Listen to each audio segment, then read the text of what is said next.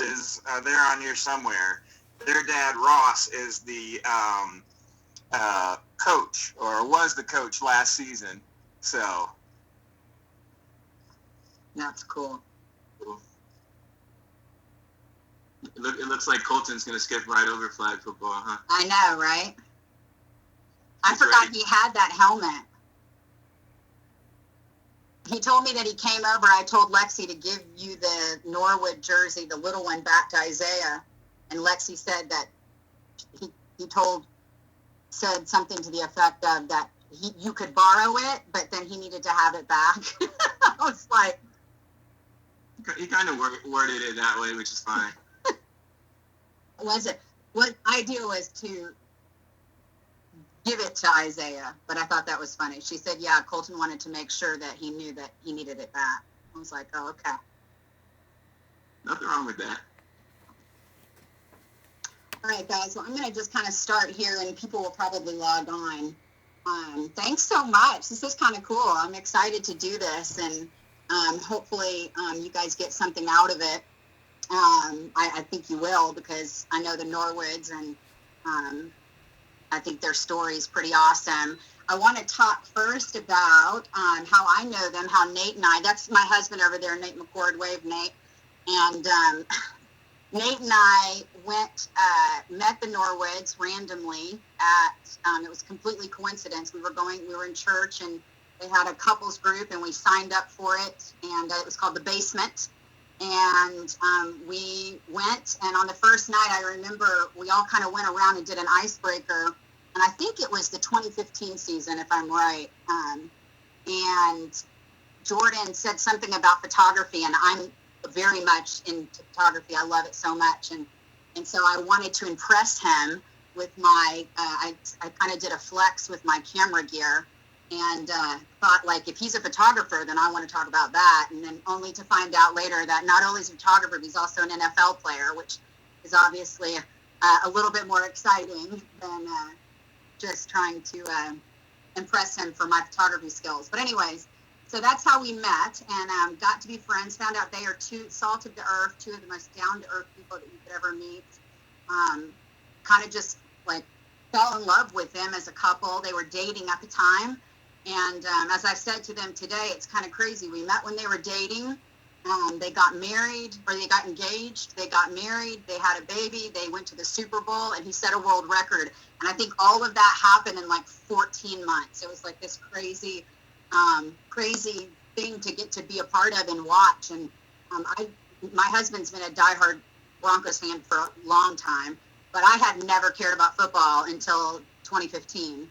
And that suddenly became, I'm like, this is exciting. And so Jordan's done a couple of things for me. We did a Parker open house a couple of years ago, and he came in and did some autograph signing. And I thought it'd be really cool to have him as a guest again. And he didn't really get to share much about his story, which is incredible at that time, because that wasn't really the purpose of the collaboration at the time. So I thought this would be a good time for him to share a little bit more intimate things about his life and about their life together. That's pretty much the why. I was going to mention, it sounds like everybody's already doing this, that we want to try to keep ourselves on mute, and it looks like that's all happening, so that's perfect.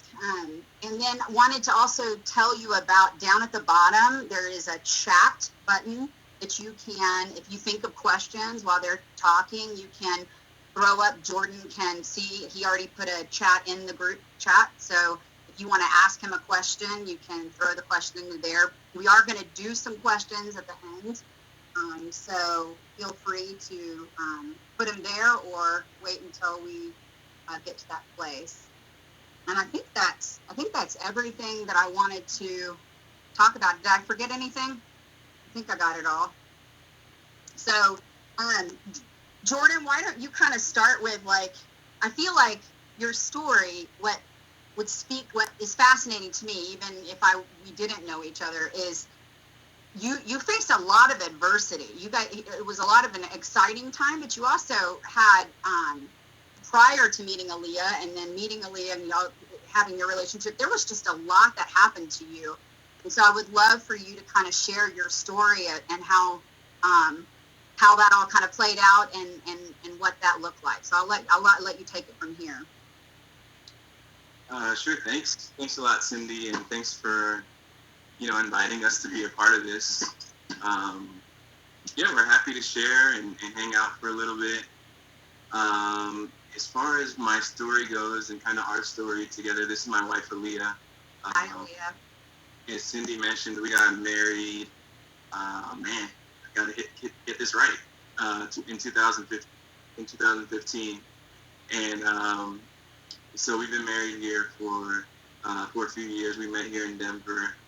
And yeah, I guess it's a part of my, definitely a part of my story. Obviously, it's one of the best days of my life, and it's been awesome. We have 2 kids now, a 4 and a 2-year-old, Franny and Isaiah. Oh gosh, she said we have 3 kids. We're picking up 4 and a 3-year-old. Oh, but we do always have 3 kids. Yeah, our son just turned 3 last week, so yeah. 3 kids. We're getting a dog on Saturday, so I thought she was. Anyways, so my story is kind of, let's see where I'll start. I'll start with pretty much just the NFL. Or coming out of college, I went to Penn State University, and I was a wide receiver at Penn State playing football. There was actually 2 other wide receivers that came out of Penn State the same year that I did. So we were all seniors. We actually all started as freshmen 4 years prior to that. So we all played 4 years. We were all about the same size, 5'11", 6 foot. So like smaller wide receivers. And coming out of college, those 2 guys got drafted in the 3rd round, and I was sure that I would get drafted shortly thereafter.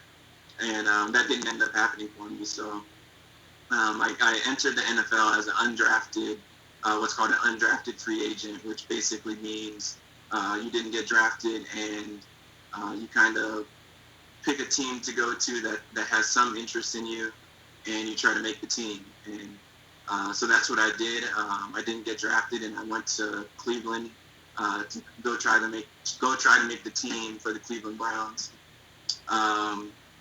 I ended up getting cut there in Cleveland my rookie year. Went home for nearly a month and thought my football career was already over before it got started. Got cut, went home, nobody called me. Then about the last week of September, I got a call by the Philadelphia Eagles to come be on their practice squad. And I was ecstatic. They were, actually what happened was the receivers coach there for the Eagles had come to Penn State earlier that year before the draft.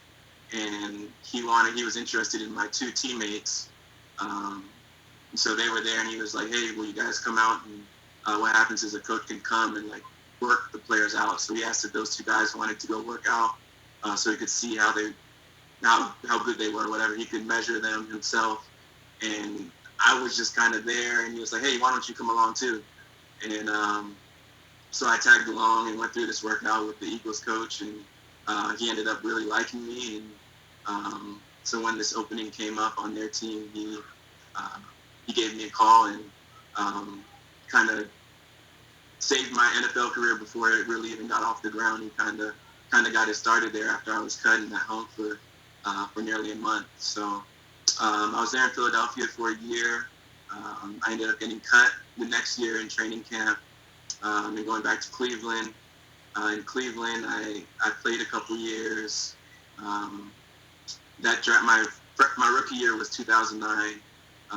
In 2011 in Cleveland, I started to play. I played 2 games, got hurt. I was done for that season. In 2012, actually that was 2012. So 2012, I played a couple games, got hurt. 2013 in Cleveland, I ended up getting cut. And then I didn't get picked up by another team that whole football season.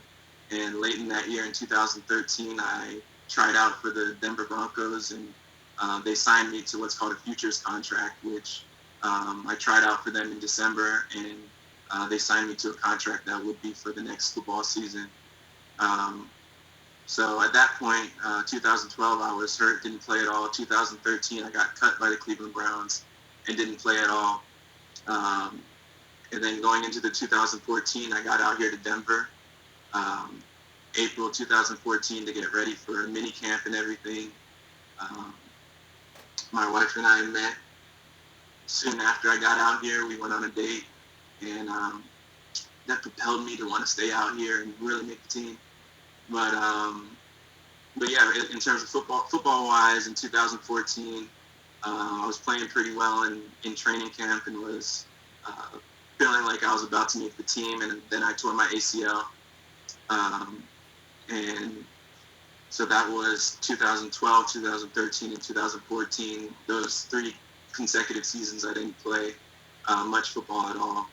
Um, but in the process there, obviously, like I said, we met pretty much on a blind, one of those internet app things. We met and went on a date. You muted yourself.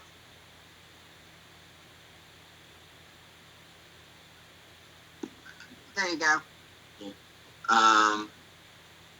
Was I muted for a while? No, no, just for like 1 second. You're fine. Cool. You went on a date. That's the last thing you said. Cool. So yeah, we went on a date. We went to Sushi Salsa here in Denver. That was in April, so we were dating through the summer.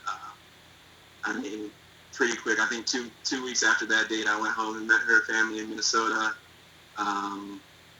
Went to a wedding together, and so obviously we were hitting it off. Later that summer, I tear my ACL and find out that getting hurt in my situation is kind of interesting because I'm living in a hotel basically because I don't know if I'm going to make the team or not.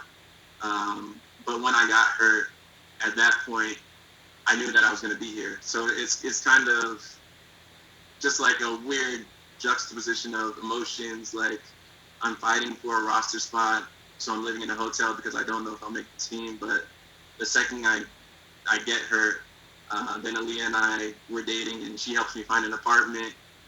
We find an apartment. This is literally right after I have surgery. She's the only person I know in Denver. She takes me to surgery, picks me up from surgery. We go to this apartment that has no furniture in it. She helps me buy a mattress. We put on, all I have in my apartment, there's a mattress, this little, on the floor, no, nothing, just a mattress. This machine that moves my leg back and forth for me, like a motorized, if you guys probably all have skied and tore ACLs before, so you know what you're talking about, what I'm talking about. But so anyways, we had a lot of time to build our relationship and get to know each other, which we did. That fall, Aaliyah bought me a camera that fall, 2014, for my birthday, which was kind of the beginning of my photography endeavor. And we had gotten into photography the next, maybe the year after that. So we have a photography business now. But yeah, so I'm trying to shorten this down. But so 2014, I didn't play football. Met my wife. We hit it off, got into photography. That December, we get engaged. So about 8 months after we met, we got engaged. And we planned our wedding for the following June.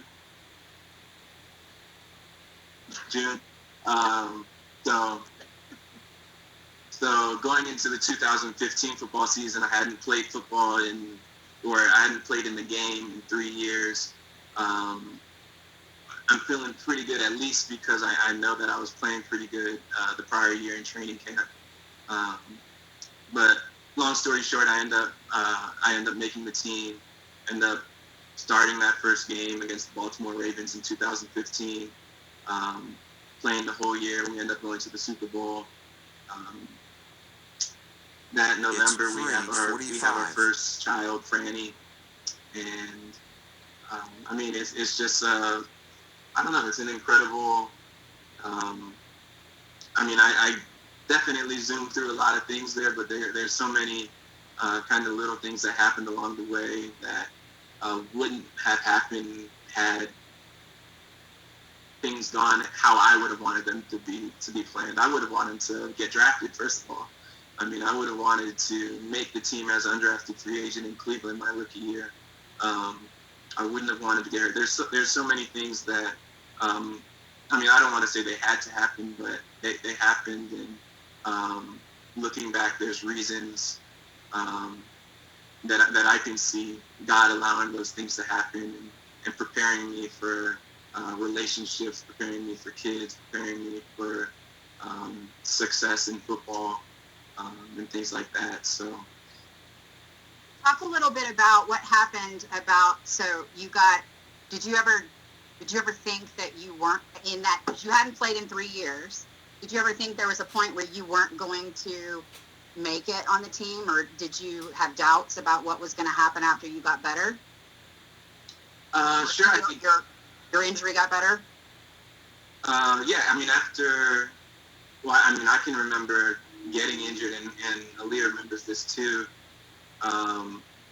I remember getting ACL surgery, which I got about a week after I tore my ACL.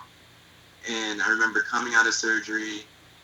I came home out of surgery, then the next day we went back to the doctor's office for him to undo all the bandages and look at everything, check out and make sure everything, all the scars are okay and the stitches are all right. And I just remember taking those bandages off and being like, what? Like, how am I going to run again or walk again, much less run? And I mean, my knee was like the size of a watermelon. And I mean, I was baffled as to how people have this injury and come back from it.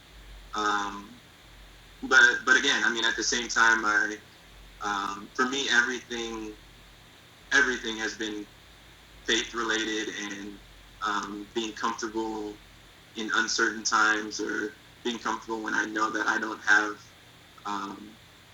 the strength, or know that I don't have the confidence even in myself. I mean, there's been several times where I've been like, I don't know if I can do this, God. You gotta show up and do something, because I mean, everybody's telling me that I'm not good enough, and I'm starting to believe them, type of thing.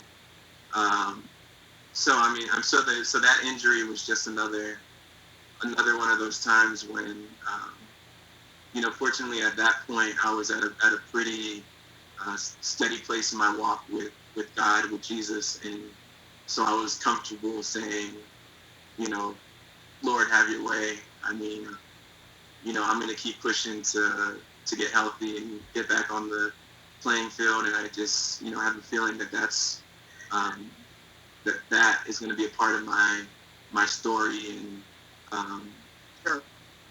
It became that way. So you make the team, which is incredible. Did you have any idea that the team was going to be good enough to go to the playoffs? Were you thinking, I'm going to, like, this is, like, at what point did you were like, okay, didn't just make the team, but I'm actually going to play, and then you make the playoffs? Like, how did that whole, like, your mental game on that? What was that like? It was complete. I mean, so I don't know if you guys are familiar with football, but I played for the Cleveland Browns, and we were bad. An interesting stat about me is I've never lost a playoff game because I never went to the playoffs in Cleveland, and then when I got out here, all we did was go to the Super Bowl. So that's crazy. So yeah.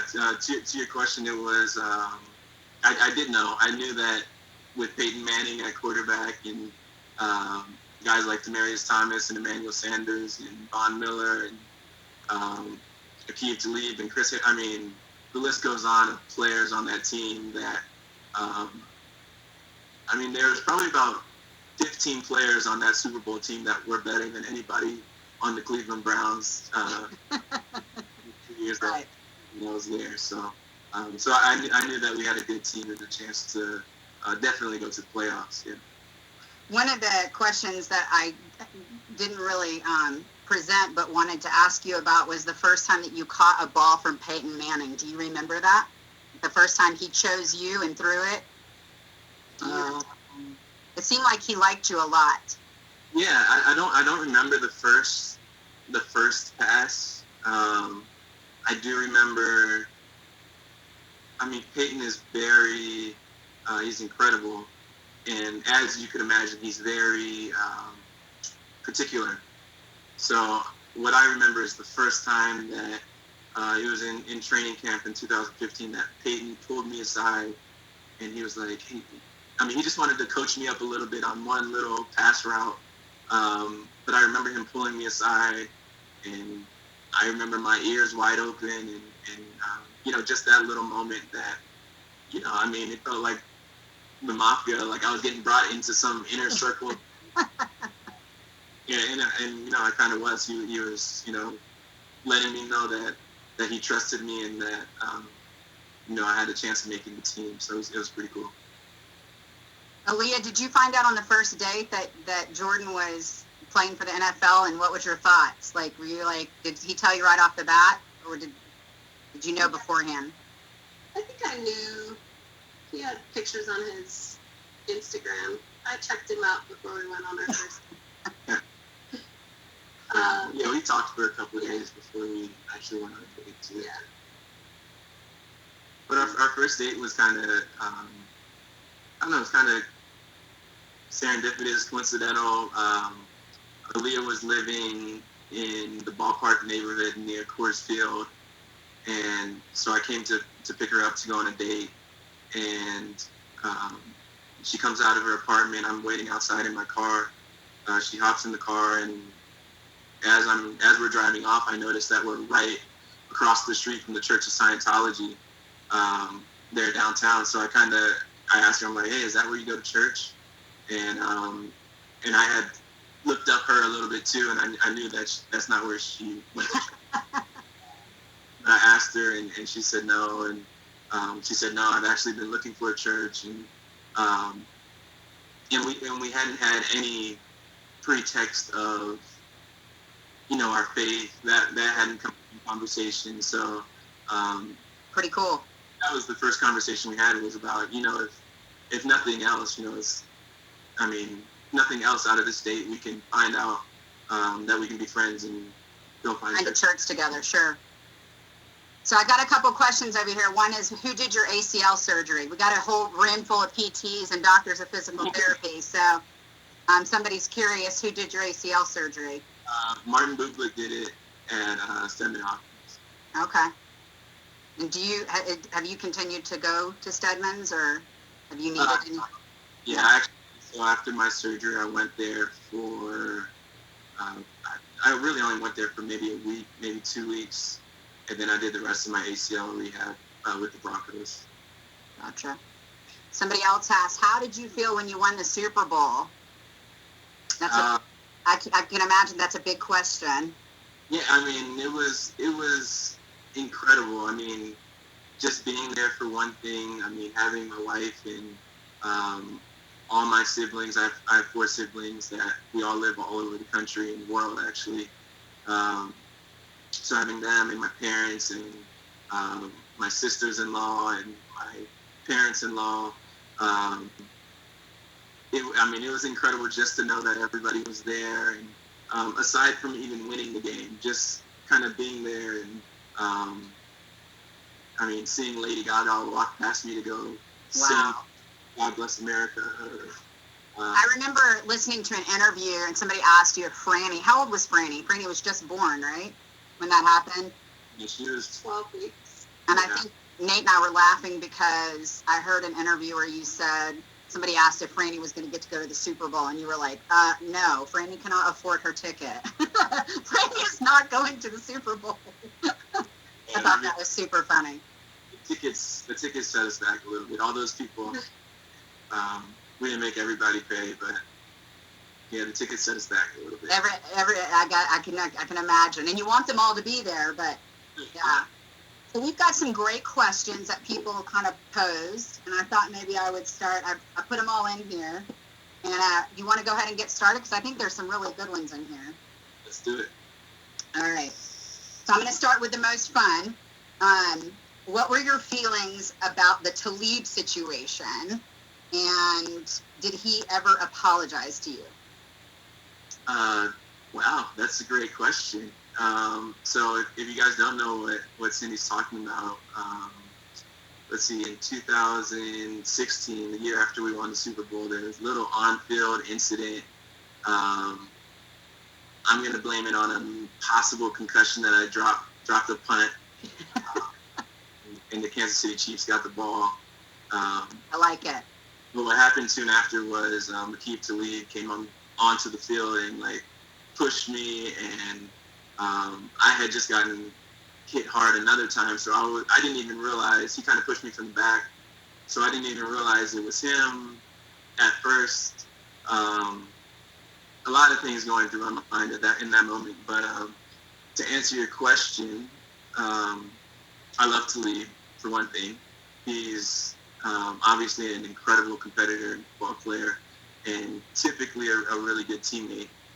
Yes, he did apologize. We had a whole talk the next day, but one thing about Akeem is that you know what you're gonna get, and you know that he wears his emotions on his sleeve, and that's the same thing that makes him an awesome football player and an awesome teammate. If I would have caught that same punt and took it back for a touchdown, he would have been the first person in the end zone jumping on me and cheering with me. So yeah. You handled that with such grace. I mean, nobody could ever, like, I remember that happening and me wanting to come through the screen and kick somebody's you-know-what, but I just felt like you showed so much character, and that's great. And I'm glad to know that y'all have that y'all have that relationship. So that had to be hard being a coworker, so to speak, a colleague. But it happens. So let me pull up another one here. What is the weirdest thing that a fan has done for you? Anything back in my view? I can't remember much in the NFL that was too weird. In college, there's just this lady that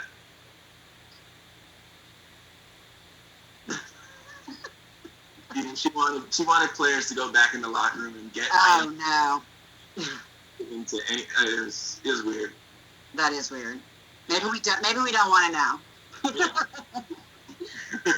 How do you feel about kids in sports now? And would you let your children play football with what you know about concussions, etc.? Sure, that's a great question. And yeah, I mean, I assume that the question's mostly surrounding football rather than other sports. But we haven't had this conversation actually, but I think I would definitely let my son play flag football without hesitation. In terms of head injuries and concussions, I personally, and I don't have science to back it up for myself, but I don't think that young kids are moving fast enough to do any more damage than they would do in any other sport. I don't think the collisions are nearly hard enough.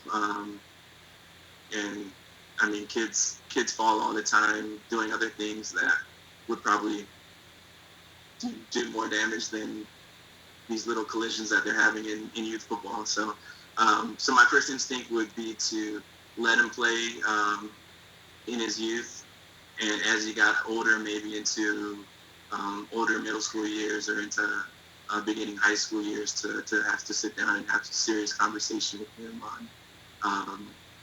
on concussions and the things that can happen if he continues to play football. That's good.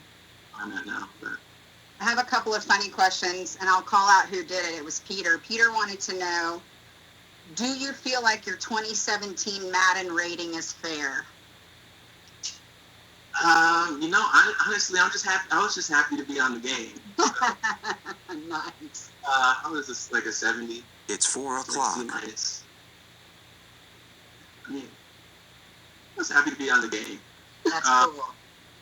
Sure, I could have been a little faster or something, but can't have it all. And then he also asked who talked the most smack on opposing teams, and what was the most creative, funny smack talk you might have remembered or heard?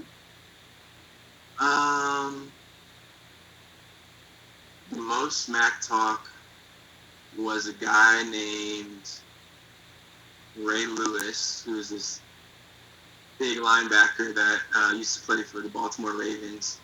So I would play against him when I played for the Cleveland Browns. And, you know, I don't know if I want to repeat his smack talk, but one of the funniest smack talker, and Gabe might agree with this, has to be Phillip Rivers. I mean, he's just always talking, and the funny thing about it is he loves God, loves Jesus, so he's never cussing. He's like, darn it, and gosh darn, and so he's yelling at refs, and it looks like he might be cussing them out, but he is. He is not. That's funny. Yeah, those words don't come out of his mouth. William would like to know, what drill should William be practicing as a wide receiver? As a wide receiver. Should we wait till William comes back, John? Yeah, William turned in. Okay, all right. No, he's a little bit bashful. Okay, Yeah. Okay, no worries. Well, yeah, I think. Is he coming back, or should I wait to answer? Or? Okay. He's right there behind the camera. He's just a little bashful. He can hear you. Okay, go ahead. Yeah, I think the most important thing for a wide receiver, hands down, no pun intended, is being able to catch the ball. I mean, from my experience, I came out of college, I was 5'11", I was barely 170 pounds. I wasn't even that fast. I ran in the 40, I ran a 4.6, 4.5 40. And a lot of guys, if they were my size, they were running like a 4.3 or 4.4 40, which is quite a bit quicker. But I could catch the ball, and I was coachable and those type of things. So from a skill set, catching the ball is the most important. From a kind of mental capacity, it's the ability to be coached, and not everybody has the ability to be coached. I think that leads in good to Gabe's question, which was how hard was it getting cut from teams, and how did Payton and the Broncos compare to other teams? Good question. Let's see. As far as getting cut, it was never easy. And it's probably it's as terrible as it sounds. It's getting fired, and there's tears shed, and Yeah. you wonder what's going to happen next, and all of those things. I think I got cut 4 times in my 8-year NFL career, maybe 5 times. But and I shed tears every single time. I mean, it didn't get easier to hear that somebody didn't want you to be a part of what they were doing, when you felt like you should be there and felt like you could contribute to them, winning football games and things like that. But so it was always difficult, not to hear your name called or to hear your name called in the wrong way. As far as organizations go, the Broncos are quite a bit different than the Cleveland Browns. Or let me word it this way: the Cleveland Browns are quite a bit different than the Broncos, and quite a bit different than the Philadelphia Eagles.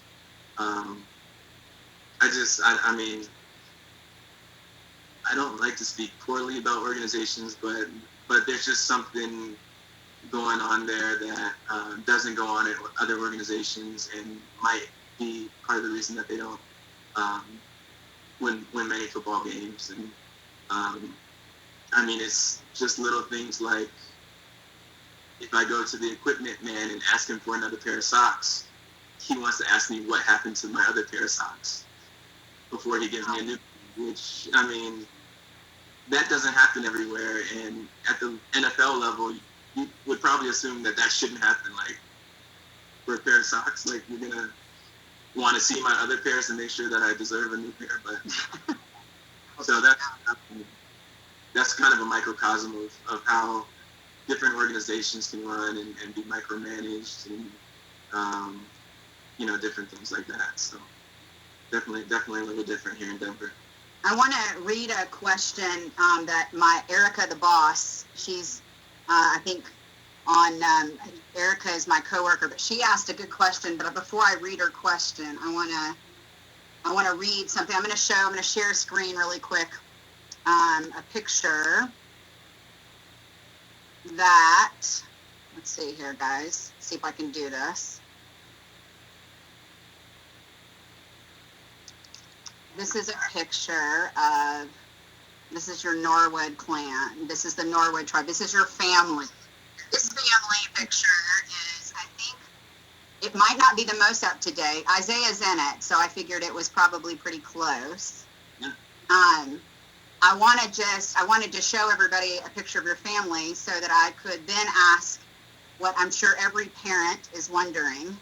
And then actually, before I even read the question, on that picture, you wrote something, and it meant so much listening to this that I actually screenshot this and sent this to my dad because it said exactly how I feel about my family. And I'm sure other people read, but what you wrote, the caption on that was, I'm incredibly grateful for the individuals and relationships in this image. Each relationship so unique on its own, and each one transformed when we are all together. There are certain personality traits that only get brought out when we are all together. So when I'm with a sibling or just my parents, I'm missing the part of them that only exists when we're all together. And I just thought that was so poignant and so moving. And so the question that Erica DeVos asked was about your family and what your parents, you have this super successful, all your siblings are super successful. What is it like growing up? Were your parents strict? And what were they sprinkling in your cereal? How did they get so many super successful children? And maybe you can talk a little bit for those people who don't know about your family, but you've got a lot of success in your family, period. Sure. So let's see. So that kind of thought in that caption or whatever for that picture was a thought that comes from C.S. Lewis. I can't remember if it's from Mere Christianity or it might be from another one of his books. But anyways, I didn't just make that up and it sounds so good. I was going to say, that's really good and poetic. Yeah, I mean, it's true, so I like it, and I paraphrased quite a bit. But yeah, so my family is very multiracial, as you could see, and varying heights, as you could also see. But I have 4 siblings, 3 brothers, and 1 sister. My mom and dad, my mom is born and raised in Hawaii. She's Black and Filipino, so I'm a quarter Filipino. She's born and raised Hawaii. My dad got to Hawaii when he was in high school. His father was in the military and Air Force, so that brought him to Hawaii where my parents met. My dad played college football at University of Hawaii and then got into college football coaching.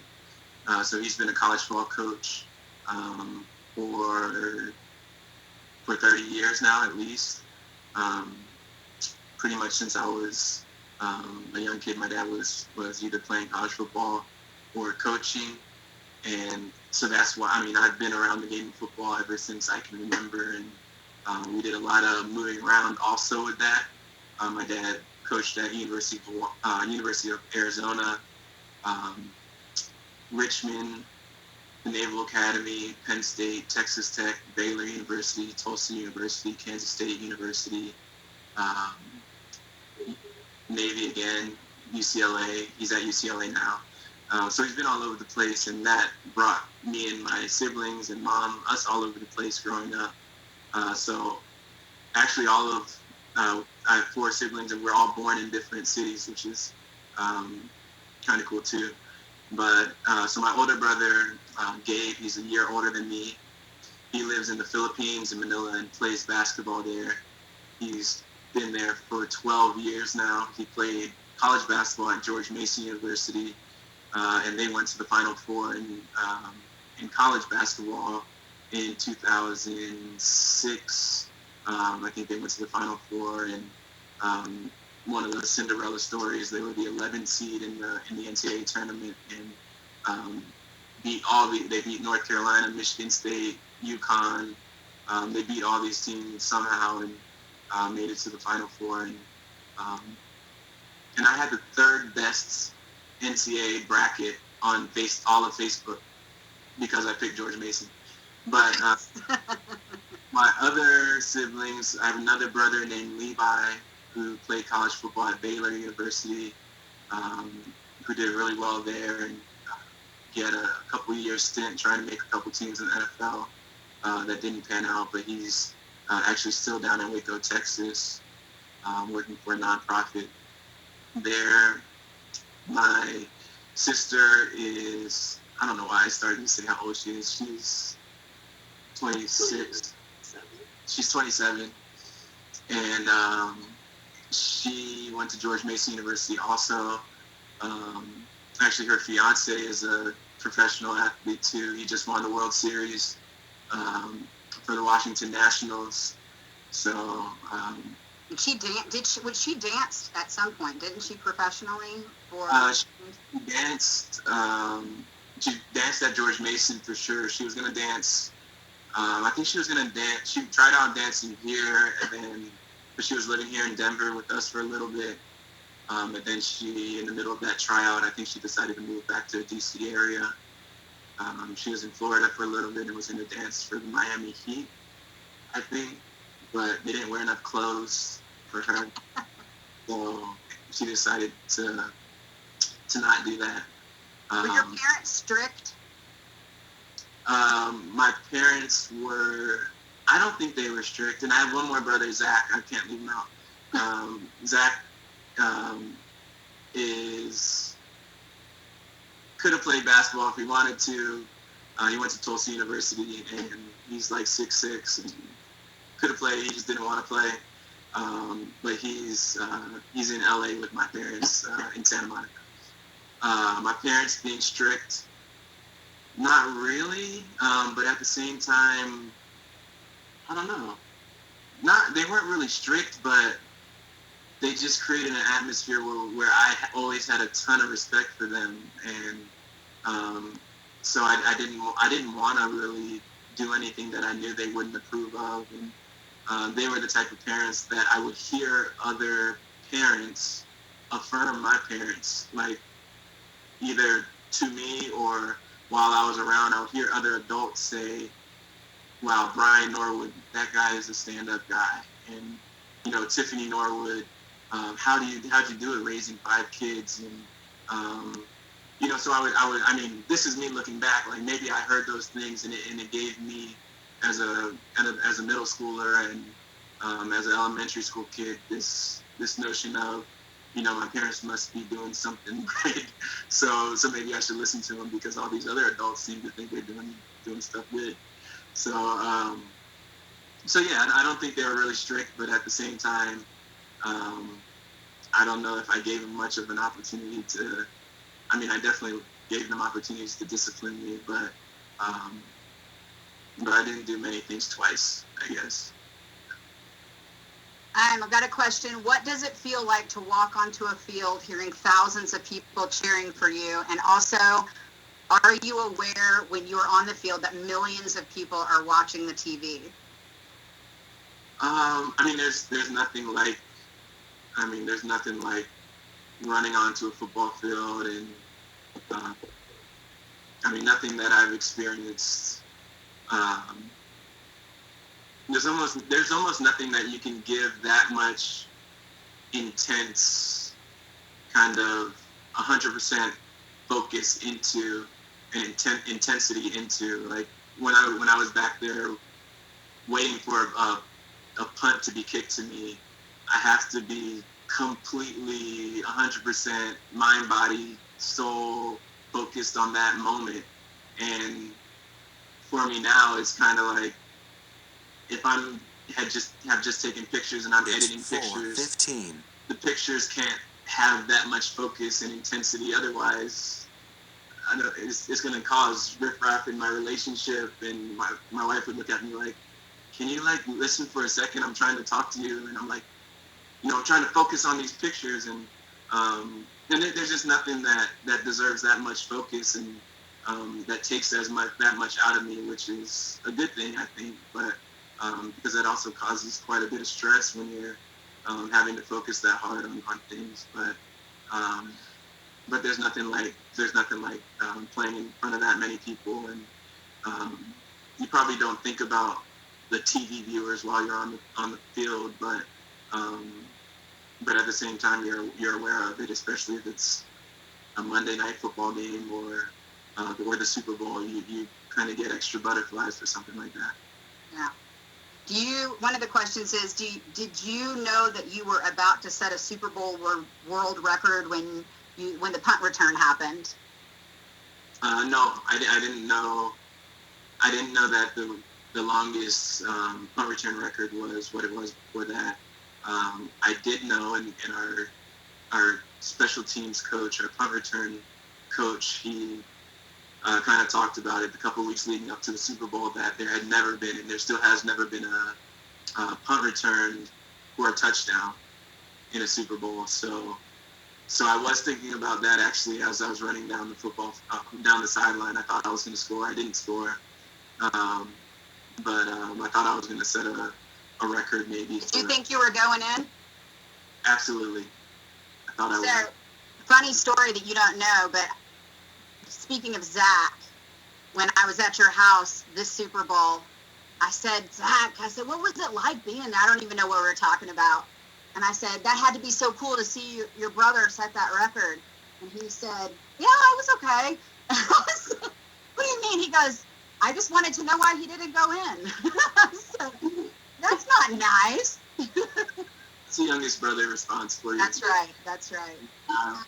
Somebody wants to know about the ring. What was it like putting on the Super Bowl ring, and can we see it? Yeah, it was really cool. I did have it here. Let's see if we can get a good little view here. It's pretty giant. Dang, that's big. Yeah, so it's really cool, and Do you wear it out ever? Is that weird to do that? I think so. Like when you go to King Supers, you don't have it on, right? Definitely not King Supers. But I wear it every once in a while. I definitely wear it if there's an event or a function where I know that people would like to see it, because I know it's pretty cool, and getting the rings was awesome. I thought it was going to be a ring ceremony where there's a stage like graduation, and they call your name and you walk up and shake somebody's hand and they hand you the ring.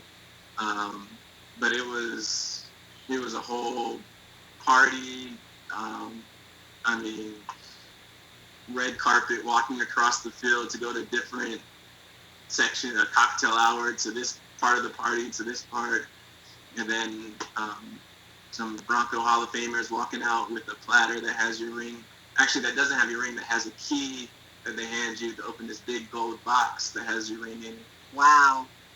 So it was a really cool deal, and I don't get excited about a whole lot, but I was pretty excited to see our rings and share that moment with Aaliyah too. So it was cool. I remember the pictures. That was pretty cool. I remember the first Sunday you came back to church, I was like, do you have the ring on? I want to look at it. Like, not yet. Yeah. A couple of questions. First is, do you think the players, this is from Kimber K, do you think the players will have the same kind of intensity playing football without fans in 2020? That's tough. I don't know. I would imagine it being difficult, or a different type of intensity. Because when you practice in training camp, typically now teams are practicing against another team for 3 or 4 days, and obviously there's maybe a few fans there, but not many. So I actually think things might get a little chippier without fans there. It's a lot more intimate just between the players on the field. You're not hearing anything else. So I would imagine that the intensity level will be very high, which might make the gameplay a little sloppier. But I don't know. I mean, I'm interested to see what it looks like, and if they find a way to get fans there at some point during the season. So before we get too much off topic from the Super Bowl, I wanted to tell everybody kind of a cool story. So Gabe Christus, who's on here, is the senior team photographer for the Broncos right now and has been. How long have you been with the Broncos, Gabe? 5 years? So I interned with the former team photographer in 2009 and have been working with the team since then. This is my 4th year as team photographer, though. So Gabe, total random coincidence, didn't grow up with my husband, was my husband's good friend in high school or college, and we became friends, had no connection whatsoever to Jordan and Aaliyah, and has been shooting, before I even met Jordan, has been shooting the games. They had a child the first 2 weeks before we had a child, and our kids are besties.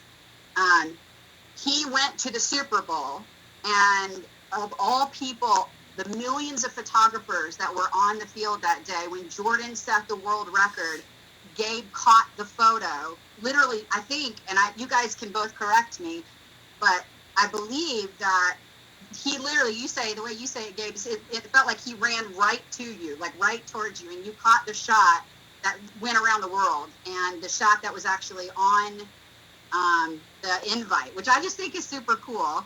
That's the first thing. But I wanted to do a sneak preview because we're going to do a photography masterclass and have Gabe July the 2nd, I think. Is that right? He's going to be doing this kind of thing where we can have an interaction. So if you want to tune back in, I hope that all of you guys do. But I really think that moment was super cool. And the fact that, like, these two guys didn't, I guess, know each other beforehand. And then of all people to catch that shot's pretty cool. And I don't know if it's appropriate, but do you remember getting back onto the team bus, Gabe? How do you tell that story tell that story really quick? It's pretty cool. Getting back on the team bus, it was very full. And basically the only seat available was next to Jordan. Working with media, I'm not supposed to be sitting next to players, but I think I had a few small interactions with you, Jordan. So it's like, hey, Jordan, mind if I sit here? And of course, Jordan said, yeah, no problem. Like, hey, I got some really cool photos of you. So I think I showed him the photos while we were on the bus. I think I might have sent him one or something like that. But it was pretty cool riding the bus back with Jordan.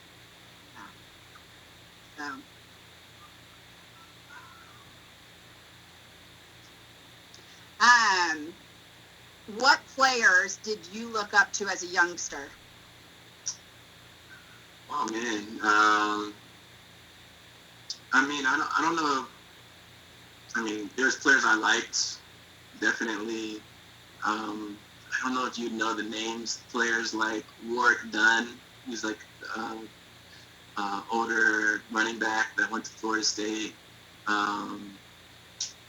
I was a big Michael Vick fan when I was a young kid, and actually when I got to Philadelphia, I played with Michael Vick and actually caught my first pass in the NFL in a preseason game from Michael Vick. Wow. Let's see, who else was I a fan of? Who were your football inspirations? Is that the same thing, I guess? I don't know, but for me, it was, to be honest, it was always when my dad was coaching. So it was college football, and if my dad was coaching at the University of Arizona, it was the guys he was coaching. When he would have guys over for a barbecue, I would get to know them, and for me, that's what it was about. Having the ability, which was a complete blessing, to get to know college football players and watch them on the field and point to them on the field and say, hey, I know that guy. And, he came to my house and had hot dogs with us, a few weeks ago, which might be illegal now in the NCAA. I don't know, but, but it was always guys and my dad coach. What are you doing now? That's what somebody's asking. What are you doing now? What do you guys got going on? Do you want to answer? Okay, I feel like I've been talking the whole time. So we do some photography together. We do some portrait photography. We'll shoot a couple weddings every year, but mostly just headshots, family portraits,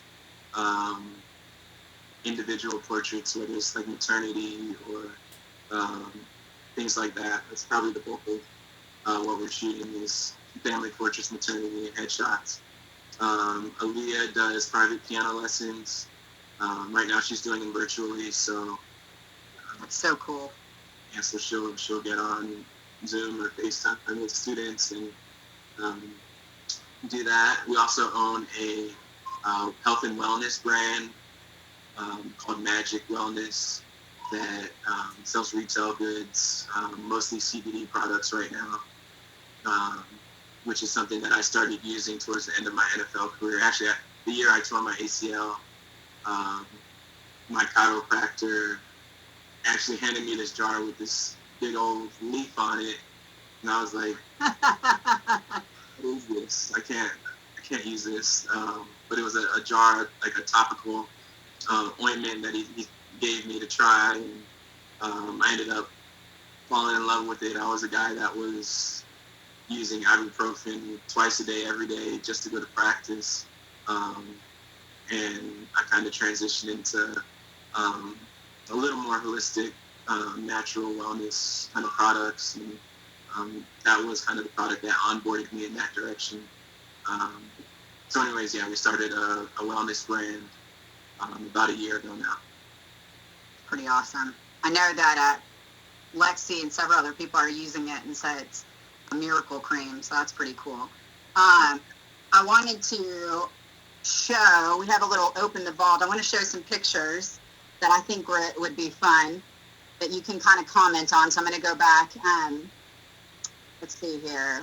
Go back to share screen. This is a funny post that you put up, and I think all of us are wondering, or at least I am. Let me go out of this screen. You put up this hilarious text when you were cleaning out. Is it going to come up? Let's see here. There it is. It looks like it says, cleaning out old texts, and it says, Payton Manning says, Cody, please don't ever ask anyone for their underwear sizes. Demarius Thomas says, LMAO. Cody Latimer says, LMAO. Bernie Fowler, all the laugh emojis, and then Payton says, I send out an invite to a little party for a drink, and you respond by saying you need my underwear size. Very confusing. So we thought maybe it would be fun for you to tell us what in the world was that all about. I mean, that's really funny. I mean, that's a pretty typical group text thread there. I mean, Payton is, I mean, as all of you know, he's one of the wittiest people I know. And so Cody Latimer, who's on that text message thread, he's just always been the person that's, yeah, an ambassador for this brand, an ambassador for this brand, and he'll send a direct message to any company on Instagram, basically asking them for free stuff. So anyways, he always had the hookup, and he just happened to have the hookup on these really nice underwear that I still remember them. Brand's called Ethica. Great underwear. Yes. Let me tell you. But anyways, yeah, I think Payton had invited us out. It was probably after the season, after the Super Bowl, and I guess Cody must have just, asked for everybody's underwear size casually, which is fine. We've got another question for you, Aaliyah. What was it like to be an NFL player's wife? It was fun. Actually, It's right when I 4:30. had Franny, there were like 3 or 4 other players players' wives who all had babies like within a month of each other. So it was really cool to kind of watch our kids grow up over the next couple of years together. And we still stay in touch with them.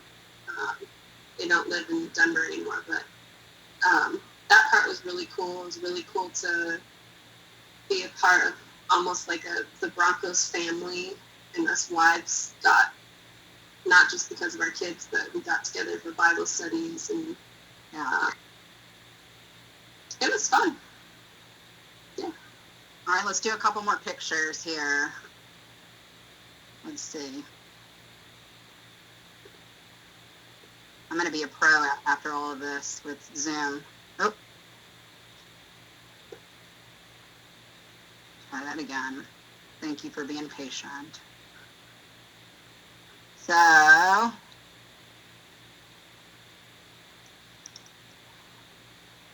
wanted to get your thoughts. Do you remember taking this picture, Jordan? And seeing it, and what were you thinking when that picture took place? It looks like I wasn't ready for that one. Everybody else is ready. But man, no, that's a great memory right there. That's obviously Payton, and that's all the receivers that were on the team that year. Benny Fowler, Cody Latimer, Marius, Emmanuel Sanders, Bubba Caldwell, and Burge. But yeah, did you guys just get off the plane? Is that right? Is that right when it happened, or did y'all set that shot up? I think we're just getting on the plane to go to San Francisco. Because I remember getting off the plane and kind of going right to a bus. I don't remember taking a picture, so my memory's terrible, by the way. But I'm pretty sure this is before getting on the plane, and it was typical for everybody to dress as nice as they could because they knew that people would be taking pictures. So I know we were freaking out as your friends. We were like, oh my God, look at Jordan. That's so crazy. All right, so let me go back to this. Couple of more pictures. I don't know. Somehow I'm closing out of the share. Here we go. What about this moment, Aaliyah? Do you remember being out on the field? Is this right was this the game that was going to take you to the Super Bowl? No, that's the game taking us to the Super Bowl. Well, I remember your whole family was there. Yeah.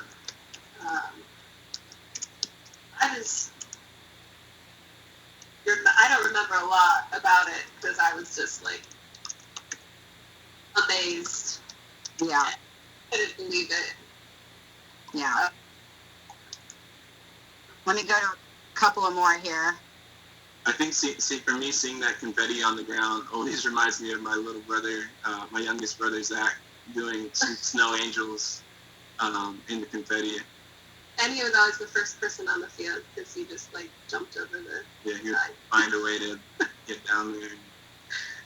I like this picture because that's of you on the table, and it basically your post says, you know that God's going to turn this into a blessing for you or somebody else, but you're not sure. You know that he's never done anything except make a misfortune, turn it into some kind of huge impossible blessing. And it literally, I think that was the night that it happened, right? If I'm not correct, if I'm not wrong. And then the picture next to it is fast forward to February of 2016, and you've just won the Super Bowl. I mean, like, you literally predicted and had faith that this was going to turn into this. And by the way, everybody, this picture, Gabe took this photo here of you snatching up the trophy, which I think is kind of cool. You want to talk about that for a second? Sure. Yeah, looking at the date, August 21st, I think that was the same day that I tore my ACL there. That was that night after I got the MRI back. But yeah, just seeing those two pictures next to each other, for me, honestly, it's just a testament of who God has been in my life, and just for me, it's been about not putting a cap on what God can do. Because as I was on that table, and several times in my NFL career and in my life, I could have just said, man, I hope that my knee gets better. And I haven't played the last 3 seasons, so hopefully I make the team next year and be happy with that. But, I'm glad I opened myself up to let God do what only he could do. Wow, look at that. I snatched that from your mom, and I just think it's kind of cool because that shows you right there. And I do think that kind of looks like Isaiah, but it's a lot like Isaiah, especially the direction that front toe is pointing.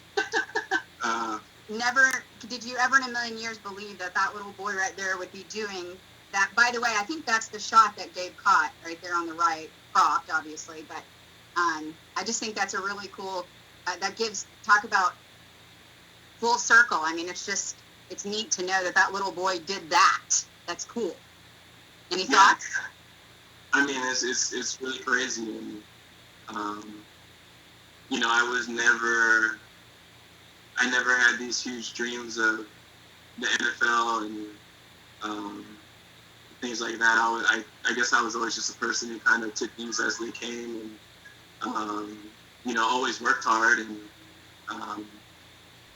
all that. But yeah, definitely never would have thought I would be running down the field and winning a Super Bowl and setting a Super Bowl record. So cool. That may be the last one. Let me look and make sure. Our friend did this funny one. Ellie. This went out to all of our friends. I don't always win the Super Bowl, but when I do, I set world records. So I felt like it was one that I should post up because it is such a cool story of overcoming, continuing to have faith during hard times. Like you said, what was it you said? Uncertainty. Just staying the course during uncertainty and trusting that things are going to be okay and work out, which is where all of us are right now, essentially. All kind of going through this place of uncertainty and figuring out things as we go. And so let's see if there's any more questions here. I think we got them all. Oh, here's one last one. Do you think that, see here, do you think that Drew Lock will do well with all the new offensive weapons that he has, i.e. Jerry Jeudy? Is that right? That's right. All right, I said it right. Yeah, I think so. I think, has tons of offensive weapons, and I'm personally excited about KJ Hamler that they drafted from Penn State. That lists 2 Penn State receivers that they have now. But I'm excited. I mean, obviously, hopefully they're playing games right when the season's supposed to start. I hope that happens first of all. But yeah, I'm excited to see what they can do. I just want to tell you guys that I love you so much. Thank you for coming and meeting my coworkers and my friends and taking a moment to share your story. And I appreciate that. I know everybody on here appreciates that so much. And to my team, thanks for taking time out of your own. If you have any more questions, you can send them to me and I'll get Jordan. He can reach back out and answer them. And I just want to say thank you. And I hope that everybody has a great night. If you need piano lessons or if you need some CBD cream or if you need a photo, we got 3 great companies right here that these 2, we can sponsor local businesses here for them. So thank you guys so much. And I hope everybody has a great night. Thank you, Jordan. Thank you, Aaliyah. No problem. You guys have a great night. Thanks. Thank you very much. Thank you. Yeah. Thank you for your time. My pleasure. You guys have a great night. Stay safe out there.